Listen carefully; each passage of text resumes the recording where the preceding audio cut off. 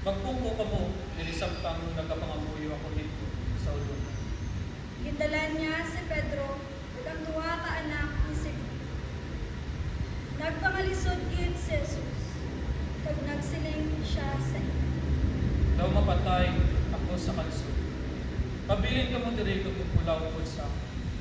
Dayon, nagkadto pagid siya sa uluonan.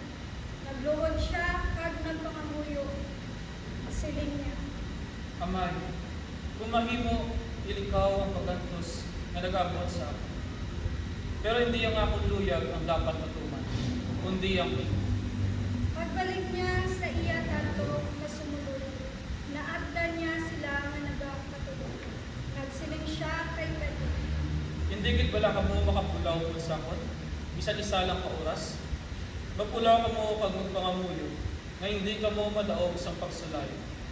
Luyag sa inyo espiritu nga maghimo sa gusto. O galing, maluya ang inyo lawas.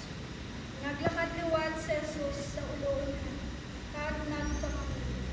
Amay, kung kinahanglan nga tubangon ko ang pag-antos ninyo, ang imo kabubuton, amo ang matuman. Nagbalik siya liwat sa iya mga sumulod. Kag naabtan naman niya sila nga nagakatulog. Kay natuyogin sila. Sa liwat, gindayaan sila ni Jesus. Naglakad siya sa uluonan kag nagpangamuyo. Ikatlo na niya ini nga pangamuyo. Kagamuman ni hapon niya pangamuyo.